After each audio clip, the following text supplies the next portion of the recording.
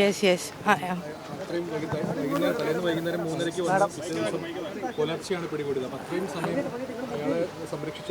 ഇല്ല സംരക്ഷണ അല്ല ഓൾമോസ്റ്റ് 5ഓളം കേസുകൾ അർജുൻ ആയെങ്കിൻ്റെ പേരിലുണ്ട്. അപ്പോൾ അതുകൊണ്ട് തന്നെ അർജുന് ഒരുപാട് പെറ്റീഷൻസ് റെഡിയാക്കണം. സുപ്രീം കോർട്ടിലേക്കുള്ള ബെയിലിന് വേണ്ടി ഓൾറെഡി വേറെ കേസിന് കൊടുത്തിട്ടുണ്ട്. അതിൻ്റെ കാര്യങ്ങളും എല്ലാം സംസാരിക്കണമായിരുന്നു. അപ്പം അർജുനെയും മെൻ്റലി സറണ്ടർ ആവാനുള്ള പ്രിപ്പറേഷനും കൂടിയായിരുന്നു ആ ഒരു ടൈം. ഹാജരാക്കാൻ നിൽക്കുകയായിരുന്നു. അതെ അതെ അതെ. ആ സമയത്ത് പോലീസ് സ്ക്വാഡ് വരികയും ഒരു ഒബ്സ്ട്രക്ഷനും ഇല്ല. അവിടെ നിന്ന് തന്നെ ഡോറ് തുറന്നു, അവർ അത് കൂട്ടിക്കൊണ്ടുപോയി. അത്രയും ഉണ്ടായിരുന്നു, റെഡിയായിരുന്നു. അതെ ഇല്ല അതെല്ലാം വെറുതെ മേ ബി ഹീറോയിക് മൊമെന്റ്സ്. അതെ അതെ ഫ്ലാറ്റിലേക്ക് വന്നത്. ഓ അല്ല നിങ്ങൾക്ക് ഒന്ന് മനസ്സിലായോ, 2 കിലോമീറ്റേഴ്സിൻ്റെ ഉള്ളിലാണ് പോലീസ് സ്റ്റേഷൻ ഉള്ളത്. തളിപ്പറമ്പ് നിന്ന് കണ്ണൂരേക്ക് വരെ വന്നു.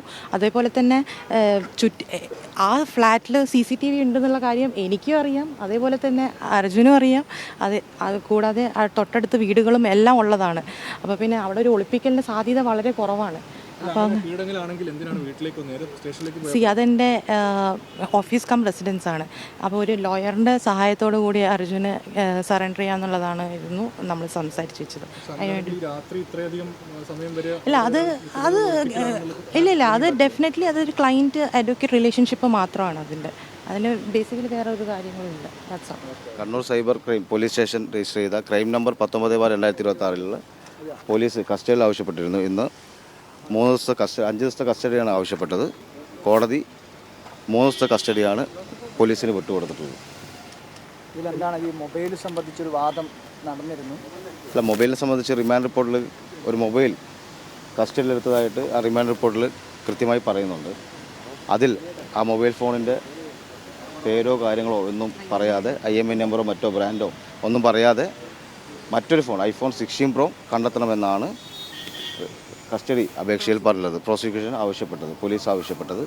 പക്ഷേ ഞങ്ങൾ ഉന്നയിച്ച കസ്റ്റഡി ഒബ്ജക്ഷനിൽ അത്തരമൊരു ഫോണ് 4 ദിവസം 7-ാം തീയതി എടുത്ത FIRൽ 9-ാം തീയതി റിമാൻഡ് ചെയ്യപ്പെട്ട പ്രതിയുടെ ഈ കേസിലെ പ്രതിയിൽ നിന്ന് എങ്ങനെയാണ് iPhone 16 Pro ഈ അന്വേഷണത്തിൽ പോലീസിന് കണ്ടെത്താൻ വേണ്ടി സാധിച്ചത്? സാധാരണ രീതിയിൽ ഒരു സൈബർ കേസ് വന്നു കഴിഞ്ഞാൽ സോഷ്യൽ മീഡിയയുടെ പ്ലാറ്റ്ഫോമിലേക്ക്, ഇത്തരം കേസുകളിലേക്ക് മെറ്റയിലേക്കോ അതോടൊപ്പം തന്നെ അനുബന്ധ സോഷ്യൽ മീഡിയ പ്ലാറ്റ്ഫോമിലേക്കോ കൃത്യമായ മെയിലോ കാര്യങ്ങൾ അയച്ചുകൊണ്ട്, അതിന് ഡീറ്റെയിൽ ആയിട്ടുള്ള മെയിലുകൾ അയച്ചുകൊണ്ടാണ് ഇതിൻ്റെ വിവരങ്ങൾ പോലീസിന് ലഭിക്കാറുള്ളത്.